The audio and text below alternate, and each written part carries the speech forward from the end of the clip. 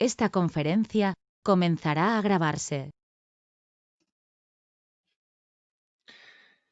Bien, pues vamos a dar comienzo a una nueva sesión de lectura explicada de un curso de milagros. Esto es segunda ronda y estamos en el punto 5 del epígrafe 2, el ego y la falsa autonomía. Es la segunda sesión de este epígrafe del capítulo 4, las ilusiones del ego. Y sin más preámbulo, dice así el punto 5 en la página 63 del libro regular. Socavar el sistema de pensamiento del ego no puede sino percibirse como un proceso doloroso, aunque no hay nada que esté más lejos de la verdad. Socavar el sistema de pensamiento del ego es sencillamente reconocerlo como no solo ficticio, sino pernicioso en el sentido de que supone una fuerte limitación de tu naturaleza y de tu función. Es importante volver a tener en mente que el sistema de pensamiento del ego se basa en la creencia en los opuestos, lo opuesto a tu realidad divina, lo opuesto a tu naturaleza, a tus atributos, a tus características, iguales que las de Dios, por haberlas Él compartido contigo en un entorno, en un paradigma de amor infinito. Se contaminan por la ficción de que existe una antítesis, antipodal, diametralmente opuesta a esa naturaleza, de forma que tu mente baja del nivel de la realidad del entorno divino, de ese nivel absoluto, infinito y eterno, a otro nivel en el que como consecuencia de esta polarización surge la creencia en el mal que distorsiona y contamina toda tu percepción con respecto a lo que eres. No solamente tu percepción, es que te hace olvidar completamente que tu mente se desenvuelve en el conocimiento. Socavar el sistema de pensamiento del ego es sencillamente revertir todo lo que implica esa nueva ficción. Un sistema de pensamiento es un nuevo entorno en el cual tú te desenvuelves opuesto ficticiamente a tu entorno natural. Pero la creencia en el mal, que es lo que origina precisamente esta escala de los opuestos en la cual se desenvuelve tu sistema de pensamiento actual, esa creencia en el mal va a realizar una contaminación completa de tu capacidad, de tu juicio, de lo que piensas que eres. Socavar el sistema de pensamiento del ego no puede sino percibirse como un proceso doloroso. La percepción es la forma en la que la mente opera después de cambiar de entorno, después de dividirse, de limitarse, de nivelizarse y de fragmentarse. Esas 4 operaciones sucedieron: dividirse, la segunda es nivelizarse, como consecuencia de ello se limitó y además se fragmentó. Bien, una vez que ya tu mente,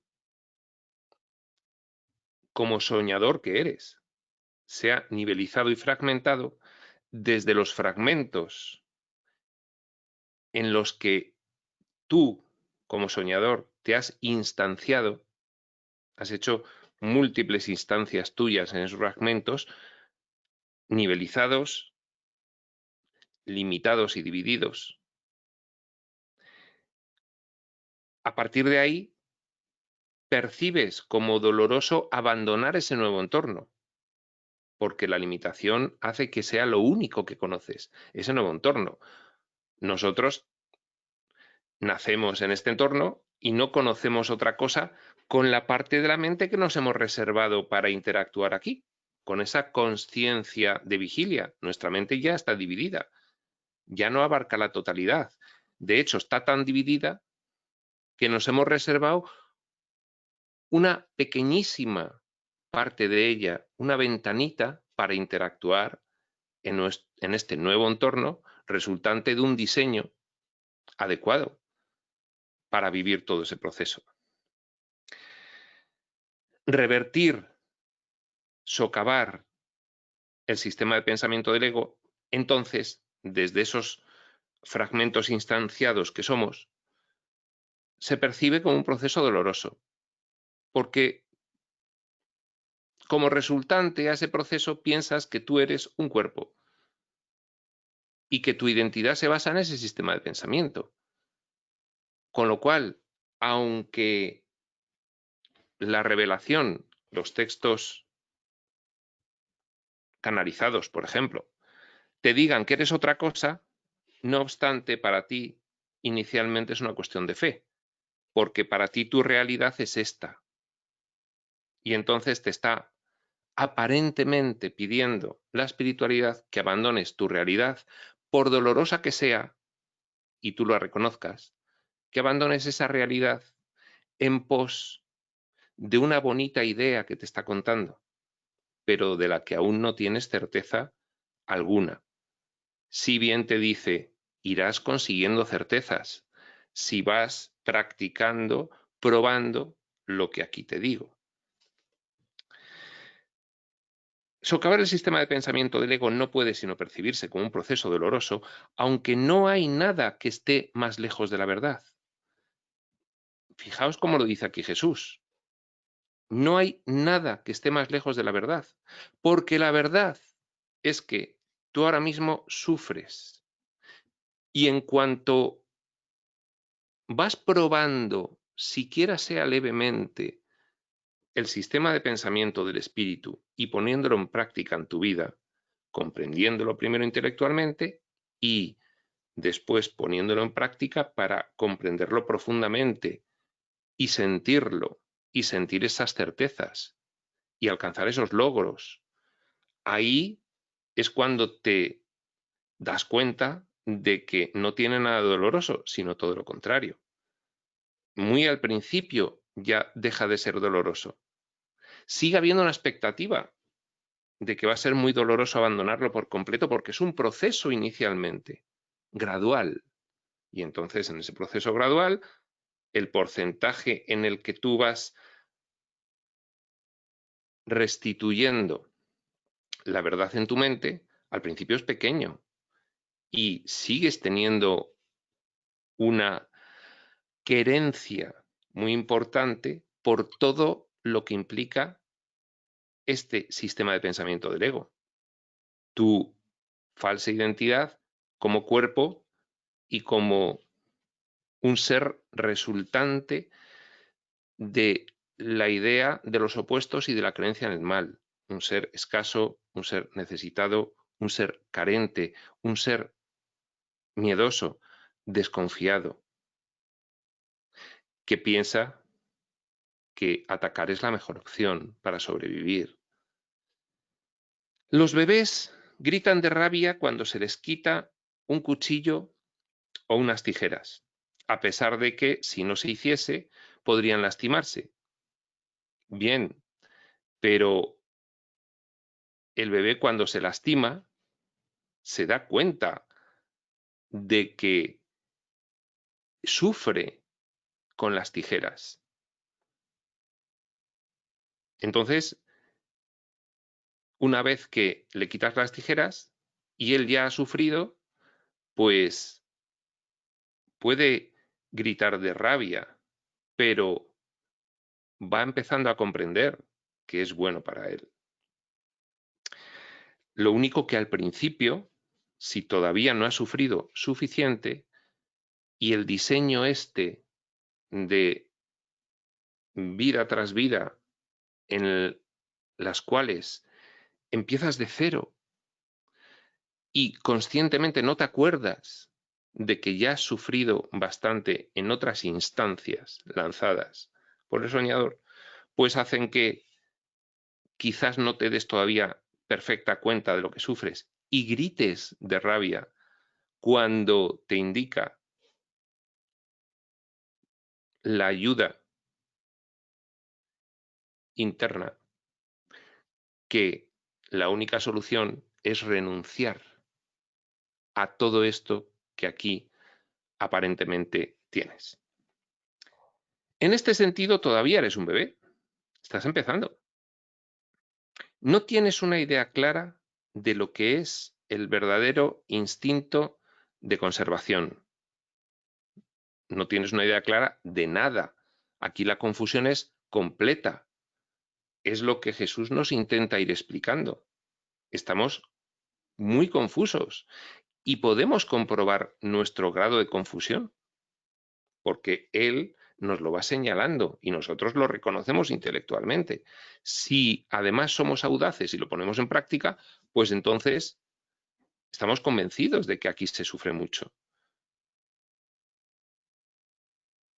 Pero mientras no lo vamos poniendo en práctica, no tenemos una idea clara de lo que es el verdadero instinto de conservación. Y probablemente decidirás que necesitas precisamente lo que más daño te haría. Los triunfos del mundo se podrían considerar fuertes obstáculos al progreso espiritual, fuertes bloqueos. Sin embargo, tú te crees el mundo y persigues esos éxitos del mundo. Sin embargo, sigue diciendo, tanto si lo reconoces ahora como si no, has acordado cooperar en el empeño por llegar a ser inofensivo y servicial, atributos estos que son necesariamente inseparables. Tanto si lo reconoces ahora como si no, es muy fácil no reconocer ahora algún decreto de tu mente, alguna decisión que ya has tomado, dado que tu mente se halla dividida.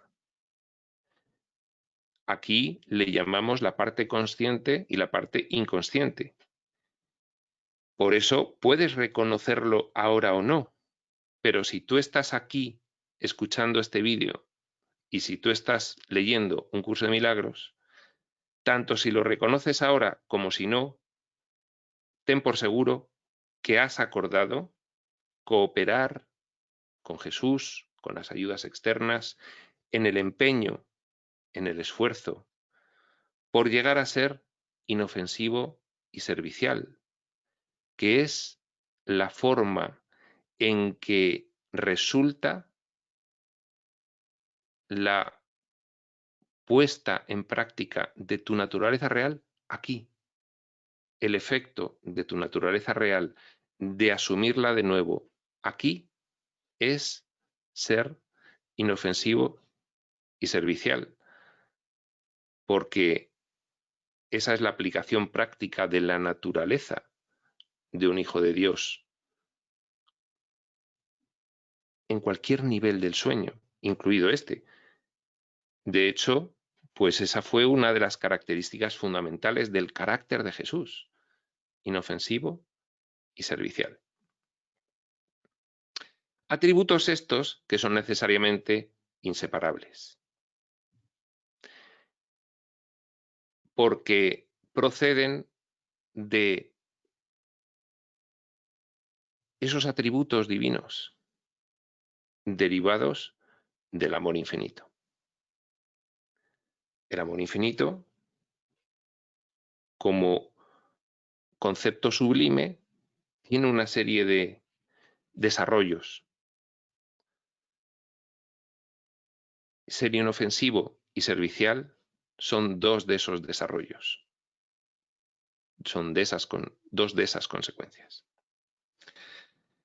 Dice, incluso las actitudes que tienes a este respecto son necesariamente conflictivas, puesto que todas las actitudes están basadas en el ego.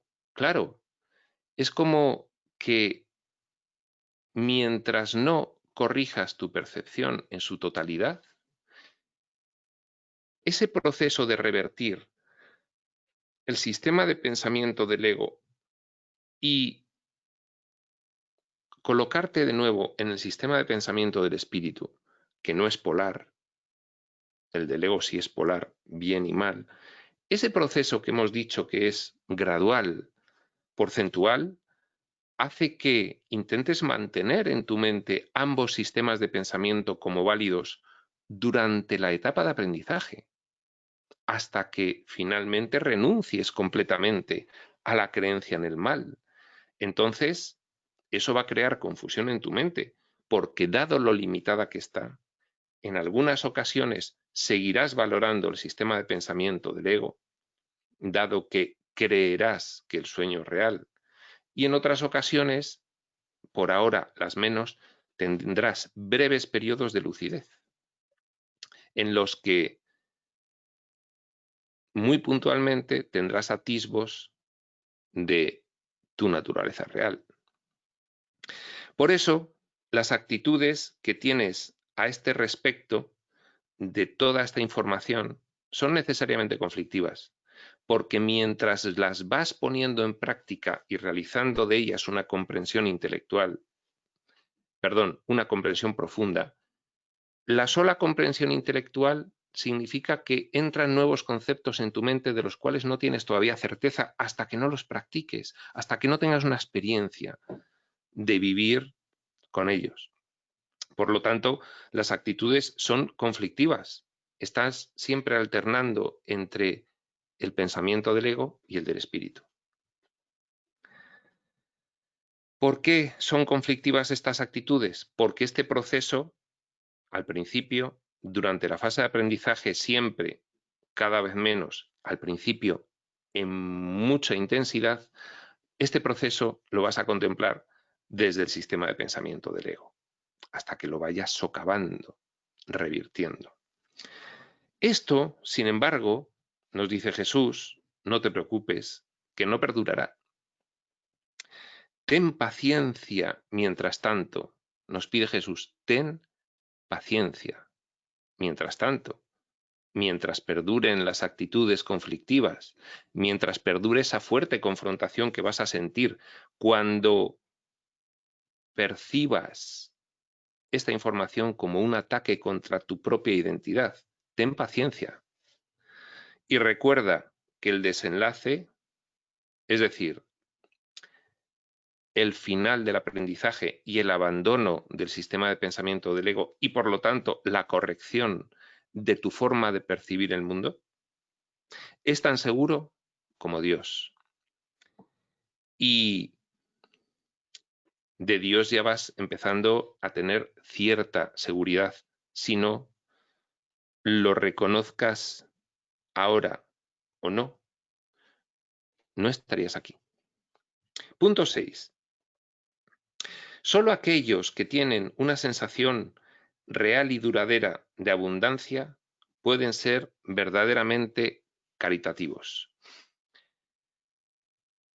¿Qué nos quiere decir esta frase que sería aplicable a cualquier otra virtud? Aquí les llamamos virtudes. En el sistema de pensamiento del ego, basado en los opuestos, el bien es una virtud, el mal es un defecto y el intermedio es el equilibrio.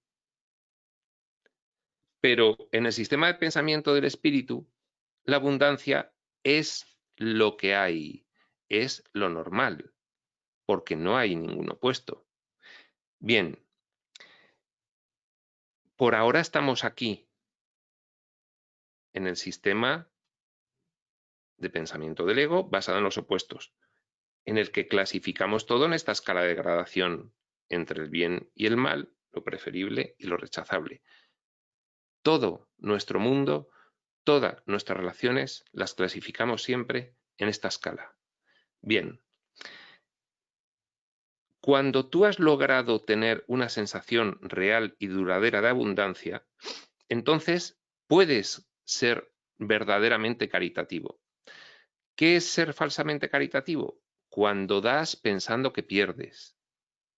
Das pensando que pierdes porque piensas que tienes poco, que necesitas más.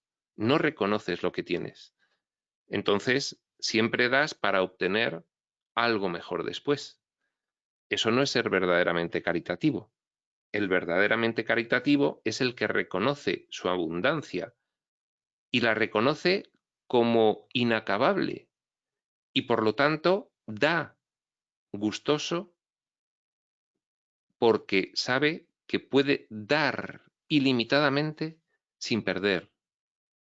Y la paradoja es que solamente el verdaderamente caritativo recibe los beneficios de actuar conforme a su naturaleza, que es lo que ocurre allí.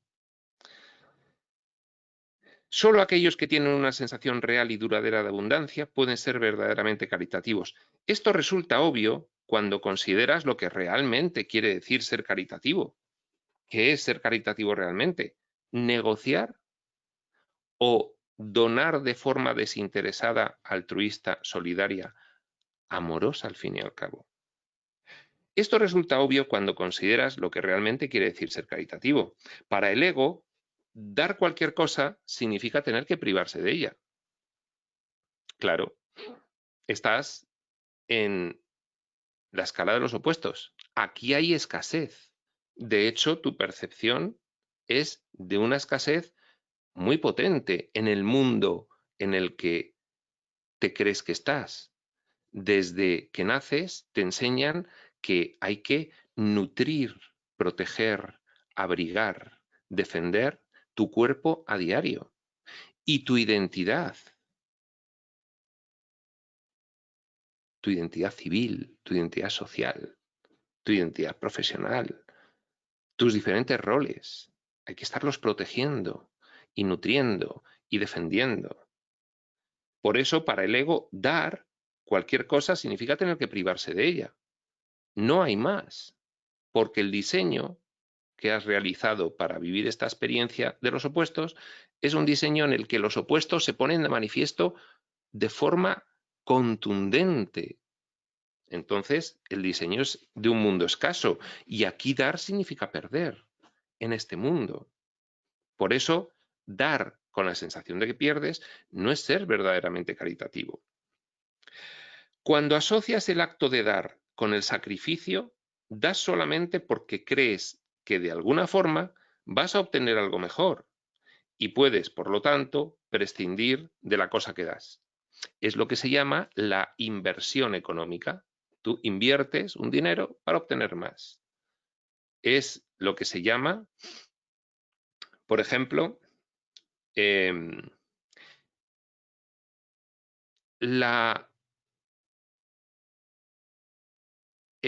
ser caritativo cuando estás dando una dádiva, por ejemplo, a un mendigo, pensando que con eso te vas a ganar tu trocito de cielo cuando mueras.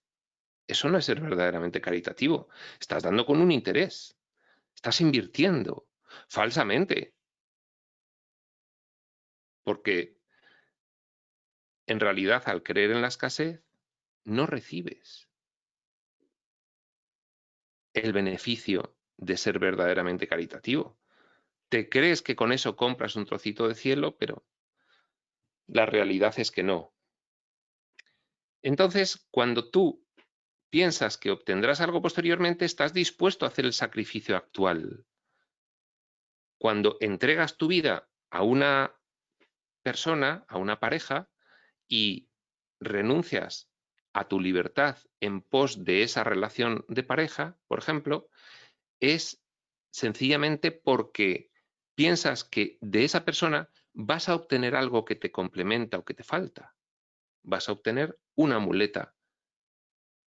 De ahí viene que todas las relaciones, por basarse en el sacrificio, las relaciones humanas egoicas, estén destinadas finalmente a finalizar, dado que todo lo que se basa en el sacrificio, cuando percibes que ya no estás suficientemente recompensado por lo que sacrificas en pos de esa relación, pues no consideras útil ya esa relación. Las relaciones son interesadas. Cuando asocias el acto de dar con sacrificio, das solamente porque crees que de alguna forma vas a obtener algo mejor y puedes, por lo tanto, prescindir de la cosa que das. Dar para obtener es una ley ineludible del ego. Ineludible porque el ego nació de una mente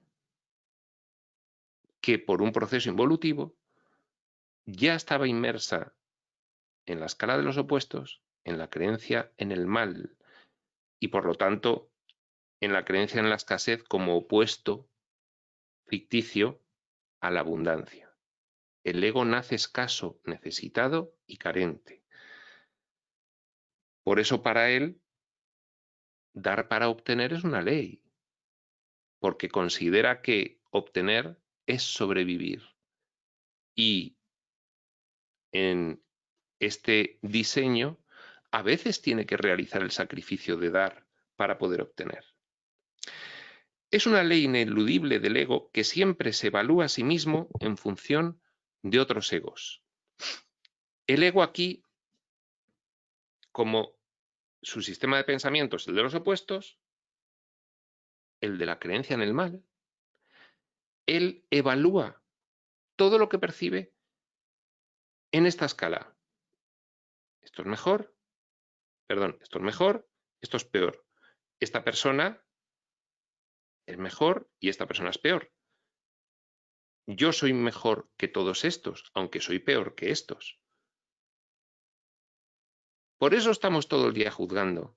Por eso a cada situación y a cada persona, nada más que nuestra conciencia la percibe, la ve o piensa en ella, enseguida surge irremediablemente esa clasificación en la escala. Este es mejor o es peor que yo, en el aspecto que sea. El ego siempre se evalúa a sí mismo en función de otros egos, por esa creencia en el mal, por ser su sistema de pensamiento el de los opuestos. Por lo tanto, el ego está siempre obsesionado con la idea de la escasez, que es la creencia que le dio su origen.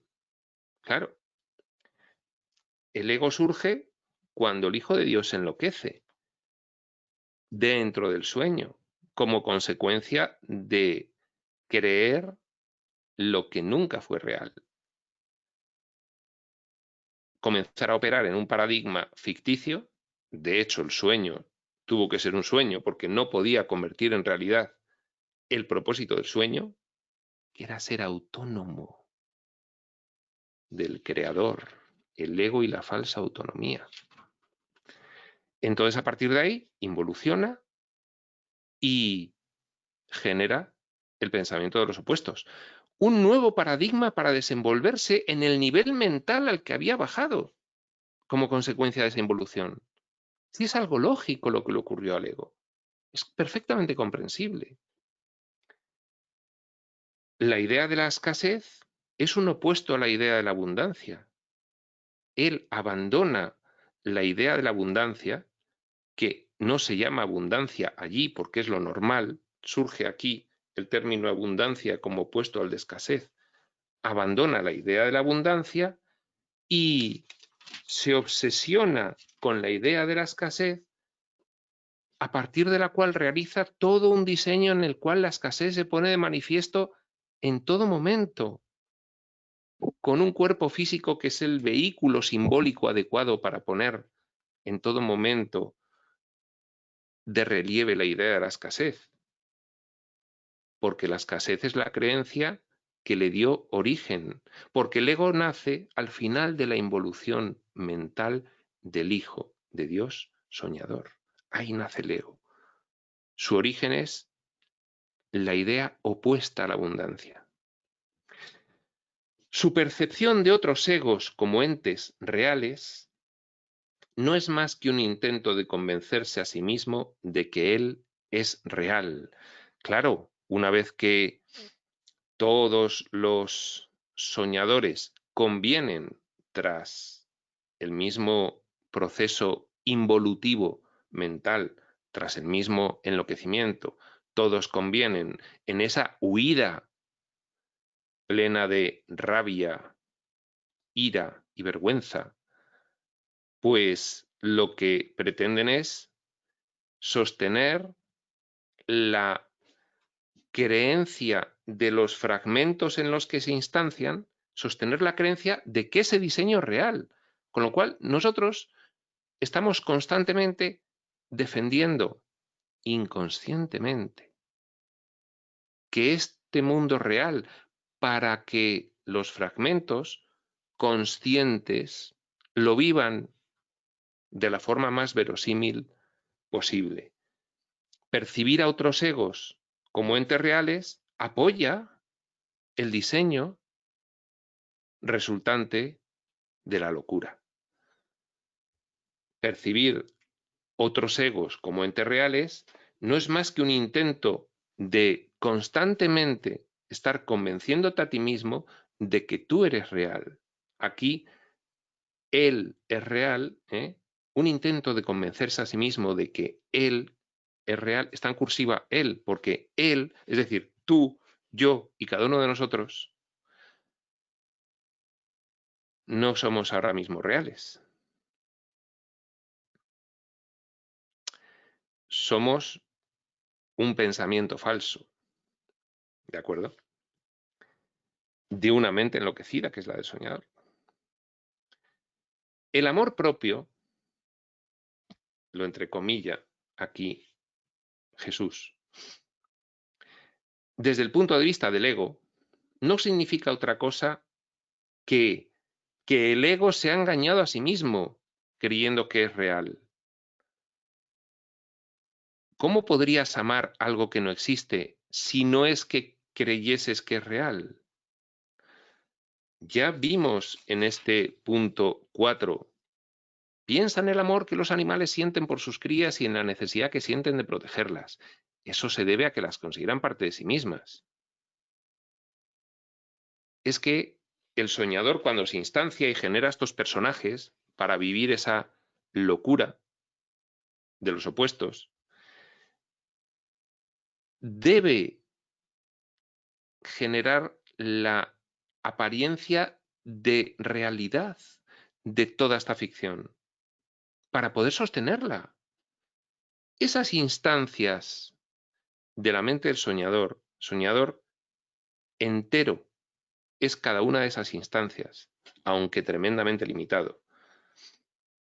Esas instancias, la interactuación de esas instancias entre sí, todo el diseño y, finalmente, la resultante de todo ello, que es el mundo, este mundo que nosotros vemos, que es la resultante de todo ello, es todo un entramado para mantener a esos personajes instancias fragmentarias mentales del soñador, convencidas de que esto es real. ¿Cuál es la prueba? El amor propio. ¿Cómo apreciarías tanto tu cuerpo y tu identidad social y civil y tu identidad según cada uno de los roles que adoptas? ¿Cómo apreciarías tanto esta existencia efímera y miserable si no fuese porque piensas que es real? El amor propio desde el punto de vista del ego no significa otra cosa que el ego se ha engañado a sí mismo creyendo que es real. y por lo tanto está temporalmente menos inclinado a saquear. Una vez que tú piensas que eres real, vaya, ¿alguna mitigación de la sensación de carencia tienes? Entonces, cuando ya te has convencido de que este mundo es lo real, tu cuerpo es lo real, mirad si el mejor ejemplo es el del materialista convencido. Y ya si el materialismo viene además completamente acorazado por el cientifismo, pues ya ni te cuento. El materialismo científico tiene como consecuencia, en relación a esto que estamos explicando, el pensar que eres un cuerpo, que tu mente es el cerebro y que no hay nada más. Y entonces el amor propio es tremendo. Te amas porque te valoras, porque piensas que si pierdes lo que eres, lo pierdes todo. Y de esa forma, puede ser que temporalmente estés menos inclinado a saquear, dado que cuando consigues una posición según lo que el mundo aquí establece, que es una posición de prestigio y de situación, de reconocimiento en el grupo y de fama, pues entonces estás temporalmente menos inclinado a saquear. Porque ya has aceptado que eres un cuerpo, que eres esa identidad social y civil y que se ha desenvuelto bien en el mundo. Aunque luego te sientas fatal e inconscientemente sigas saqueando y no pares, pero conscientemente pues puedes decir, yo tengo ya una posición adecuada, ¿eh? Entonces, bueno, te sientes menos inclinado a saquear. Ese amor propio es siempre vulnerable a la tensión. Término este que se refiere a cualquier cosa que él perciba como una amenaza a su existencia. El amor propio. Fijaos, este concepto de amor propio que nos ha dado Jesús, nuevo, sin embargo, en el mundo se relaciona con la arrogancia y con el orgullo. No, es que tiene mucho amor propio, entonces eso que le has dicho le ha molestado porque tiene mucho amor propio. No, es que no cede porque tiene mucho amor propio. Es muy orgulloso, entonces no cede, no da su brazo a torcer fácilmente. ¿Por qué? Porque en cuanto se aproxima una amenaza que genera en ti la expectativa de pérdida de tu estatus social, tu riqueza, tu poder, tu prestigio, tu consideración de los demás, tu aceptación por la ciudadanía o tu propia integridad física. Cuando algo lo amenaza, surge la arrogancia y el orgullo, que es una forma de ataque. Es la consecuencia de ese amor propio, que es consecuencia de creerte completamente ese materialismo. Es decir, que la materia es lo único que existe y por lo tanto que tú eres este cuerpo y que te has ganado a pulso saqueando durante toda tu vida, saqueando de forma que no vas a permitir que venga ahora nadie a quitártelo, a cuestionarte lo que eres. Por eso el amor propio es siempre vulnerable a la tensión. En cuanto te acercas a alguien que él perciba que te acercas de forma amenazadora, entonces se pone en guardia y a la defensiva, porque surge una tensión de expectativa de pérdida.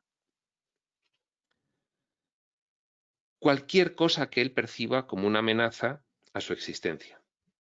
7. El ego vive literalmente a base de comparaciones. Claro, el sistema de pensamiento del ego es el de los opuestos. En él ha clasificado todo lo que percibe, a las personas, a las cosas, a las situaciones, a las ideologías, todo lo ha clasificado ahí. Y él mismo se ha clasificado en esa escala. En esa escala está lo mejor y lo peor, lo bueno y lo malo, lo aceptable y lo rechazable. Por tanto, entonces siempre se está comparando, siempre está comparando las situaciones, siempre está comparando las ideologías, siempre está comparando las personas con las que se relaciona. El ego vive literalmente a base de comparaciones. No para de comparar, no para de juzgar y no para de evaluar para situar siempre en esta escala de gradación entre lo bueno y lo malo todo lo que percibe. La igualdad es algo que está más allá de lo que puede entender y por lo tanto le es imposible ser caritativo. La igualdad significaría que no hubiese esta escala de los opuestos, porque él se va a situar en un punto en ella, ya sea en un punto cercano al bien o en un punto cercano al mal, en resumen, o en cada uno de los múltiples aspectos de su existencia, él se va a situar aquí o aquí. No, yo me reconozco bueno en esto, pero no soy tanto en esto. Entonces, a partir de ahí, no hay igualdad con nadie. Todo el mundo está, en resumen, mejor o peor, según el ego lo percibe. Todos los demás. La igualdad es algo que está más allá de lo que puede entender y por lo tanto le es imposible ser caritativo. ¿Por qué? Porque si él considera que hay alguien, él está aquí en medio, tengo que volver a utilizar lo que utilicé en otra sesión de otro texto. Si él considera que está aquí y que hay gente mejor que él, entonces él no va a darle nada a la gente que es mejor, porque darle sería ir a peor, por ejemplo, económicamente, por ejemplo, en prestigio, por ejemplo, en poder, ceder prestigio. Sería ir a peor. Entonces no puede ser caritativo. Y con respecto a los que están peor que él, tampoco puede ser realmente caritativo, porque si les da algo es para obtener algo que les haga percibirse mejor y evaluarse más hacia lo preferible en esa su escala de los opuestos, base de su sistema de pensamiento. Lo que el ego da nunca emana de una sensación de abundancia, porque él fue engendrado precisamente como un sustituto de esta. Claro,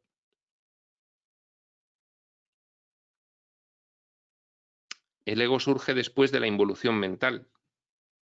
La involución mental es una locura que surge como consecuencia de una rabia, vergüenza e ira incontenidas,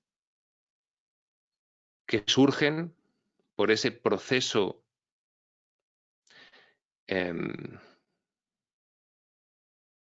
ficticio de creer que había logrado separarse de su creador.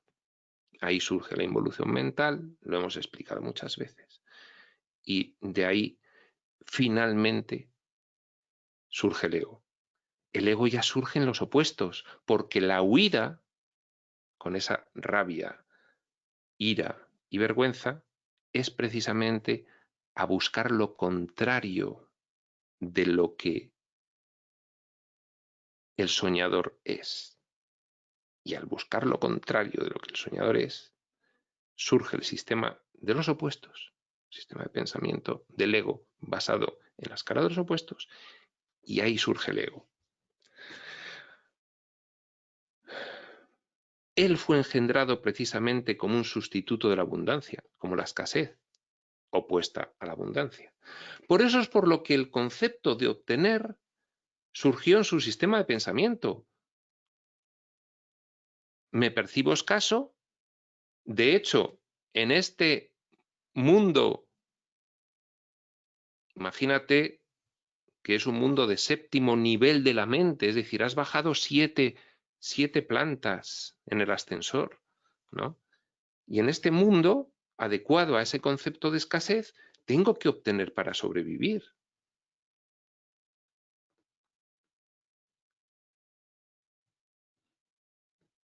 Los apetitos son mecanismos para obtener que representan la necesidad del ego de ratificarse a sí mismo.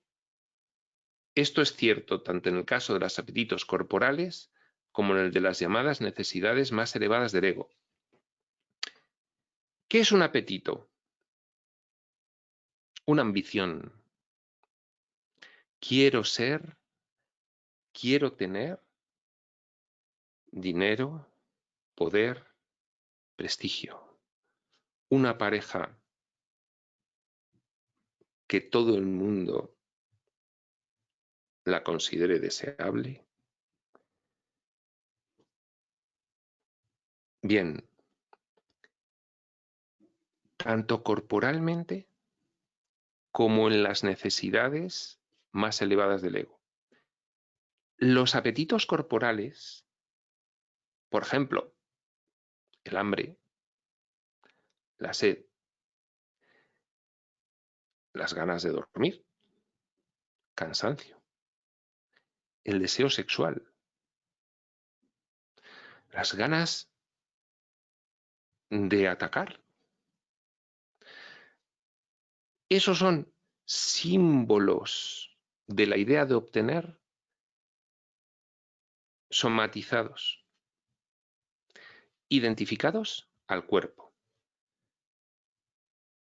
Llega un momento en que ese rol de personalidad egoica se convence de que es un cuerpo. Nace, se mira, todo esto es producto del diseño, pero no se acuerda. Es el diseño que él mismo ha realizado, pero no se acuerda y dice, yo soy este cuerpo. Y entonces, parte del diseño de la experiencia del personaje en este mundo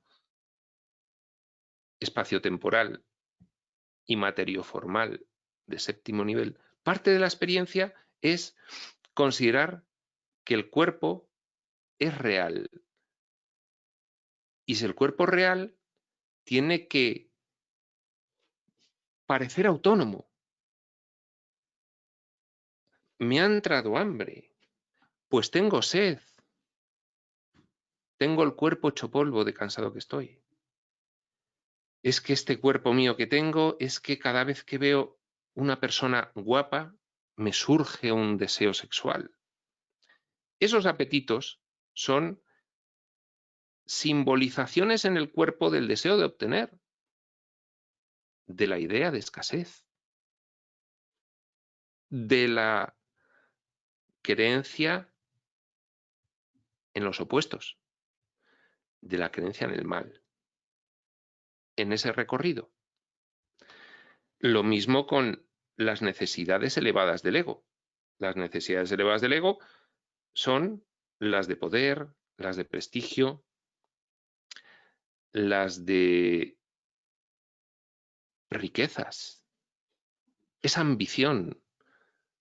Quiero conquistar el mundo, quiero hacerme inmensamente rico, quiero ser muy poderoso, quiero el reconocimiento de todos.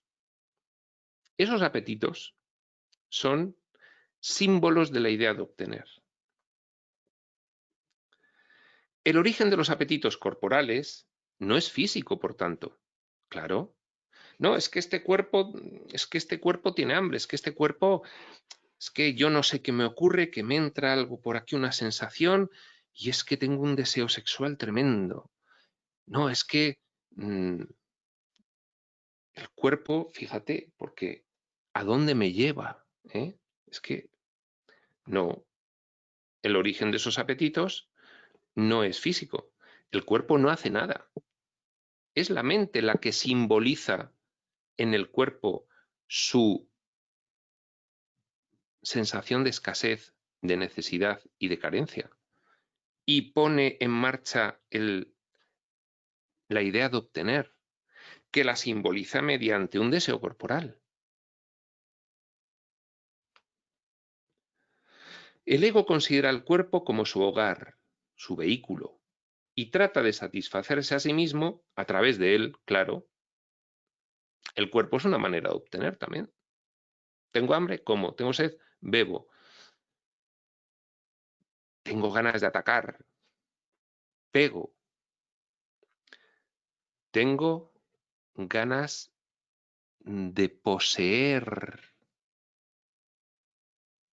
la belleza.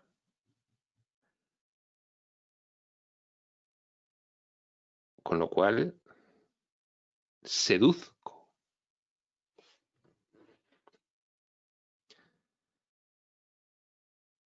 El ego considera el cuerpo como su hogar y trata de satisfacerse a sí mismo a través de él. Pero la idea de que eso es posible es una decisión de la mente, que está completamente confundida acerca de lo que realmente es posible. Es la mente. De hecho, los apetitos del cuerpo son insaciables, porque vuelves a tener hambre, vuelves a tener sed, vuelves a sentirte cansado y vuelves a tener deseo de seducción.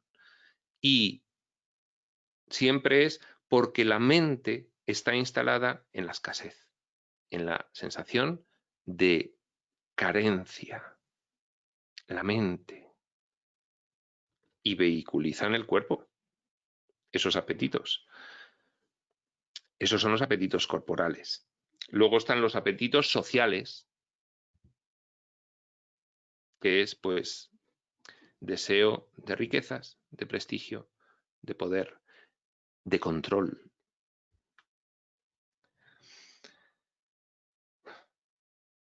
De especialismo. 8. Y último de hoy. El siguiente haremos 9, 10, 11 y 12. 9, 10 y 11. 8. El ego cree que tiene que valerse por sí mismo para todo, lo cual no es más que otra forma de describir cómo cree que él mismo se originó. ¿Cómo fue el origen del ego? Padre, quiero poder ser primera causa creadora. Es lo único que no me has dado. ¿Por qué no me lo has concedido? Y el padre, hijo, todo lo que te he podido dar te he dado, pero no puedo darte ser yo, porque tú eres una consecuencia de mí, y eso no se puede invertir. Tendrás que soñarlo. El soñador, para poder soñar lo que no podía ser, para poder experimentar lo que no podía ser, tuvo que soñar. Un sueño es ficticio. Es un orden de realidad inferior. Ahí surge la idea de la autonomía. Como consecuencia de vivir la ficción, involucionó mentalmente. Ya hemos contado muchas veces cómo se produce el proceso de separación en la mente del soñador y esas segundas divisiones de la mente, porque la primera es la decisión de soñar. Y a partir de ahí, la idea de la autonomía rige toda la aventura experiencial. La rige.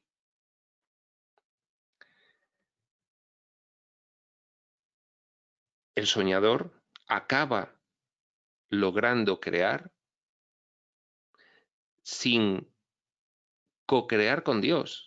Pero claro, al ser dentro del sueño, son fabricaciones y al realizarlas enloquecido, son muy burdas y todo en el entorno de los opuestos. Ahí es donde surgimos los fragmentos irreales, falsas creaciones dentro de un sueño. El ego cree que tiene que valerse por sí mismo para todo. Eso nos calla a nosotros también. Es un tema central de la aventura experiencial, es un tema central del sueño, lo cual no es más que otra forma de describir cómo cree él mismo que se originó, con autonomía, falsa. Era un sueño. Es este un estado de tanto temor que lo único que puede hacer es dirigirse a otros egos y tratar de unirse a ellos en un débil intento de identificarse con ellos, o atacarlos en una demostración igualmente débil de fuerza. Cuando uno se da cuenta de que es autónomo, porque tiene la falsa creencia que es autónomo, entonces percibe que nada le protege en este mundo tremendamente hostil y amenazador. Por eso genera en él un estado de tanto temor, percibirse autónomo, percibir que ya no tienes la protección de tu creador, que lo único que puede hacer, invadido por el miedo, es dirigirse a otros egos y tratar de unirse a ellos, los agrupamientos, para todos juntos mitigar la carencia, la necesidad y el miedo, para poder sobrevivir mejor. En un débil intento de identificarse con ellos, para poder pertenecer a un grupo, tienes que identificarte con el entorno de ese grupo para que te admitan. Un débil intento de identificarse con ellos. O si no, atacarlos en una demostración de fuerza. No me admitís, o conmigo o sin mí. Os ataco, porque si no me admitís entre vosotros, algún día me atacaréis vosotros a mí, con lo cual os tengo que atacar. Todo esto nace del miedo, procedente de la creencia en la autonomía. Falsa creencia, pero que genera un miedo atroz. Estoy solo. No es libre, no obstante, el ego, de poner en tela de juicio la premisa que da lugar a todo eso, pues esa premisa es su base. Está tan limitado que no es libre, está condicionado mentalmente para darse cuenta de qué es lo que ocurre en realidad. No es libre de poner en tela de juicio la premisa que da lugar a todo ello, pues esa premisa es su base. No es libre de darse cuenta de que todo esto es un sueño, de que su autonomía es falsa, de que nada ha cambiado, de que sigue bajo el paraguas de su creador, de que todo esto es una falsedad, es irreal y no tiene ninguna trascendencia en la realidad de lo que él es. No es libre de poner en tela de juicio la premisa de la creencia falsa en la autonomía. No es libre. El ego es la creencia de la mente según la cual tiene que valerse completamente por sí misma. Claro, estoy solo. Estoy solo. Me tengo que defender yo de todo. No hay nada en lo que me pueda apoyar. Los incesantes esfuerzos del ego por ganar el reconocimiento del espíritu y establecer así su propia existencia son inútiles. Claro, el ego no ve al espíritu, nos lo dice varias veces Jesús en un curso de milagros. Sin embargo, le percibe, sospecha que hay algo más poderoso que él, y eso le aterra, porque no sabe lo que es, pero cree que hay algo que está por encima de él. Entonces, inconscientemente está constantemente realizando esfuerzos por ganarse su reconocimiento. Mira qué autónomo soy, mira qué bien me desenvuelvo en el mundo, mira cómo yo lo hago todo y qué poco te necesito. ¿No me reconoces? Y eso es inútil. ¿Por qué? Porque el espíritu en su conocimiento abstracto en otro nivel de realidad, no en el sueño. No es consciente del ego. De hecho, el soñador, cuando soñó, quedó inconsciente en ese nivel. Ese canal de infinitas vivencias que te permite participar de la mente uno del creador, ese canal con el que se sueña, ahí el soñador dejó la consciencia para instanciarla en todos los personajes proyectados en el espacio-tiempo. Pero ahí, en ese canal, el soñador quedó inconsciente. El resto de los canales del soñador, sin embargo, siguen su función y su vida normal. Y no son conscientes del ego. Están en el conocimiento. En la totalidad. El espíritu no lo ataca. Simplemente no lo puede concebir en absoluto. Aunque el ego tampoco se percata del espíritu, se percibe a sí mismo rechazado por algo más grande que él. Por eso es por lo que el amor propio, tal como el ego lo concibe, no puede por menos que ser ilusorio. El ego dice, hay algo más poderoso que yo, con lo cual me tengo que armar y me tengo que consolidar y tengo que creer en mí. Y yo soy autónomo y yo soy único. Y de esa forma piensa que se tiene que estar defendiendo de algo que ni siquiera sabe lo que es. De ahí surge el amor propio. Por eso es por lo que el amor propio, tal como el ego lo concibe, no puede por menos que ser ilusorio. El amor propio para defenderte del espíritu que no te ve. Porque no eres real. Eres real en una ensoñación, en una mente que ha cortado la comunicación con la única realidad. Por eso está inconsciente, soñando.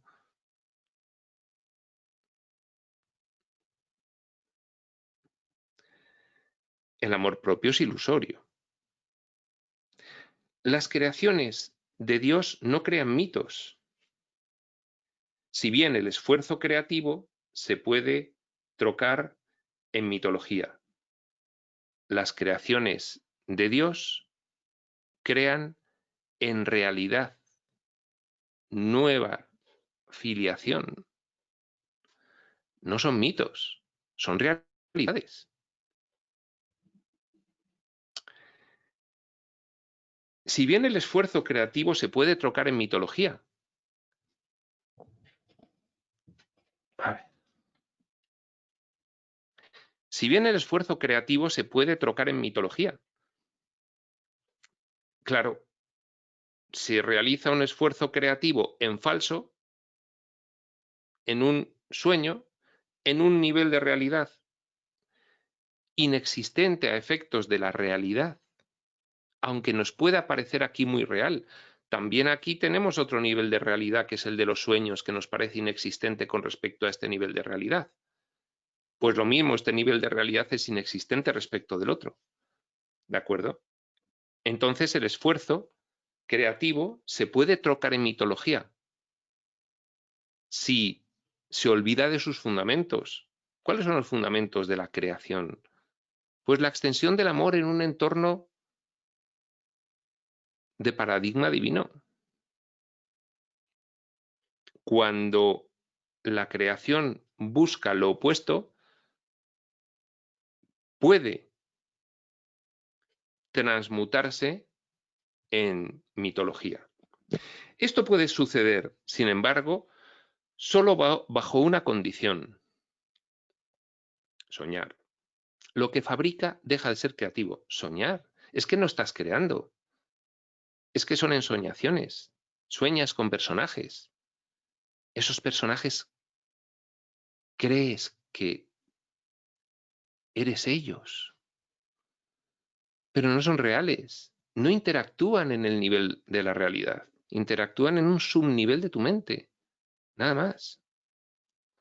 Los mitos pertenecen exclusivamente al ámbito de la percepción, dentro del sueño.